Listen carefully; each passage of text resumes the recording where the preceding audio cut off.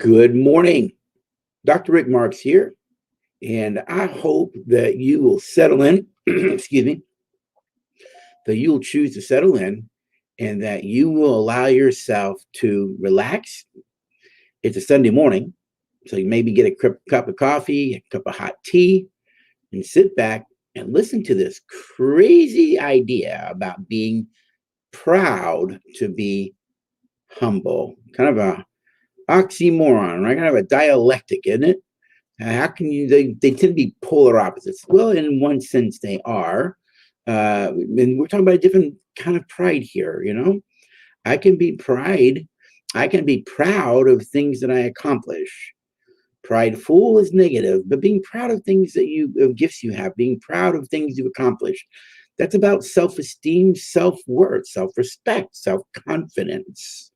Those are all positives, right? It has to do with learning to love yourself, okay?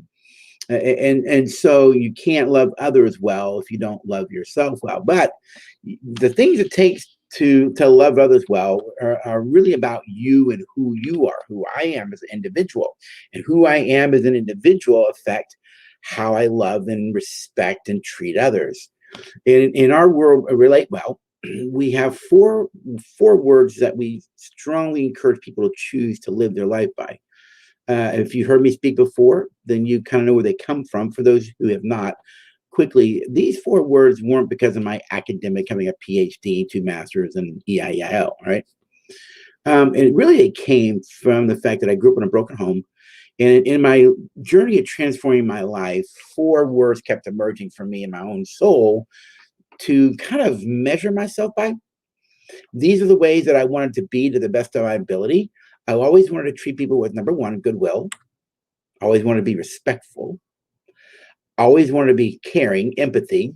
And the 4th was humility, because you can't do the others without humility. Humility, I say it this way, humility is the fertilizer for all human virtues. Pride kill all the human virtues off. So living a life of humility is a very powerful way to live your life. And living a life of humility means you're not prideful, but people who are humble are proud of the things they accomplish. They're proud of who they are as a person. They're just not arrogant and haughty about it. That's the prideful part. Got it? And so research on humility has been pretty profound. And what I want to do in this short time with you are talk about what does research show are some of the benefits of humility. You know, for those in the faith community, you know, the Christian scriptures teach that God gives grace to the humble, but he resists the proud. There's something powerful about living life in humility. And so what does the research show? Well, here's some things for you to think about. Number 1, people who live a life of humility. I need to back up. Before I go there, let me talk about the difference between having humility and being humility. Having integrity and being integrity. Having integrity doesn't mean you are integrity as a way of being. It just means you have it and can use it when you want it. But people who become integrity, people who become goodwill, people who become respect, people who become humility, no matter what they do, it is humility, because that's who they are as a way of being. That's that phrase my mentor always uses me, Dr. Lori Gordon, as a way of being. We all have a way of being. And if your way of being is prideful, you can use humility when you want it, but in the end, you're going to go back to prideful because that's who you are as a way of being. And so this is a transformation into humility as a way of being. And people who live this way, by the way, are emotionally mature adults, all right? And that's another conversation we'll have in another one of our videos when we talk about what is an emotional adolescent, what is an emotional child, what is an emotional infant, and what does a mature adult look like. But for today, if you choose to live your life as a humble person, as a way of being, all right, live a life of humility, these are the things that research shows are the psychological benefits. Number 1, living a life of humility actually soothes one's soul. It soothes the soul. It allows you to live a life free of depression. It allows you to live your life free of anxiety, free of worry. People who live with anxiety and worry, unless it's just a biological thing, really are trying to control something they can't control, and so they get all worked up about it, and that it creates psychological and emotional problems. In humility, you learn that you can't control certain things and you can't control a lot of things. And the serenity prayer, God grant me the serenity, which is peace, a soothing of the soul. Um, God grant me the peace to accept the things I cannot change, the courage to change the things that I can. That's limited control. Know what your boundaries are. Know you can control and can't control, and the wisdom to know the difference. People who live a life of humility don't try and control things or fix things they have no power to control. They don't allow other people's issues to influence their ability to stay in peace and joy. Why? They typically have pretty good boundaries. They know who they are. They know what they're about. Number two, people who live a life of humility are excellent in leadership.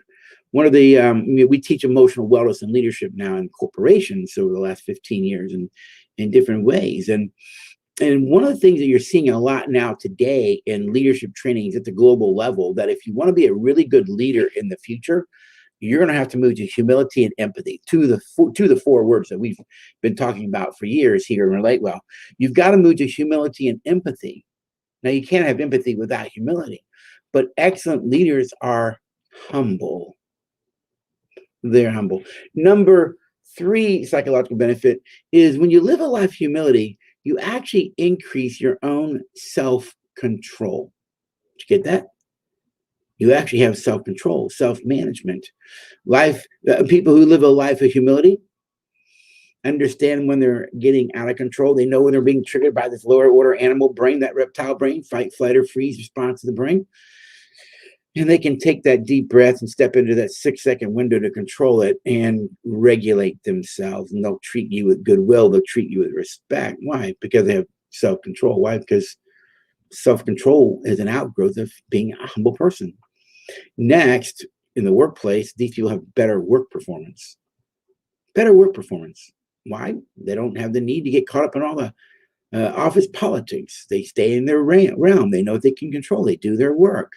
They're dependable. They're loyal. You see. Next, they're actually more helpful. You notice that prideful people aren't real helpful because it's always about them. More humble people, they don't have to make it about them. They can serve others. Why? They're already secure in who they are. They have an idea who they are and what they're about. Well, prideful people typically are trying to figure those things out. They want to control something. They want to regulate other people. Humble people recognize you can't control another person. And besides, to do so is disrespectful and there's no goodwill in it anyways. Another psychological benefit about humility is this. When you live a life of humility, people respect you. You earn people's respect. Why? Well, you're not easily triggered. You're pretty steady and balanced because you're already secure in who you are. You treat people with goodwill and respect on a regular basis. You're very caring. And people tend to respect those kinds of people. They're not afraid of you. They kind of want to be around. You want to be around people like that. And here's the biggest psychological benefit in my mind. It enables your own freedom. Free to choose to be who you want to be. Free to choose to not be what you don't want to be. Free to choose to act in a moment.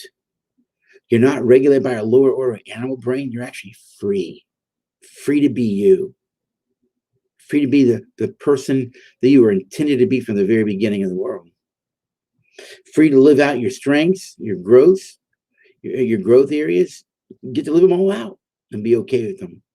I've learned we really have a lot of freedom when we come to realization that it's okay to not be okay.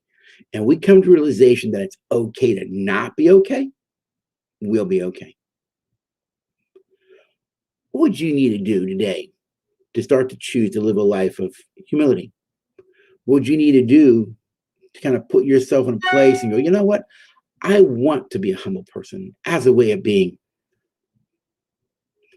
Get some mentors, get some teachers around you, get some people to speak into your life. Become very self-aware when you're operating in pride so you can move and shift to humility, which is a more powerful way to live life. This is Dr. Rick with RelateWell. If we can serve you, you let us know. why don't you check out our RelateWell curriculum, where we actually build the 4 principles into, we call them the 4 protectors of a relationship, the 4 protectors of an us, at relatewell.us. That's relatewell.us. And click on the core program. Get that core program. You can learn it in your own home. It'll transform your life. It did mine and many, many others over the years. Blessings.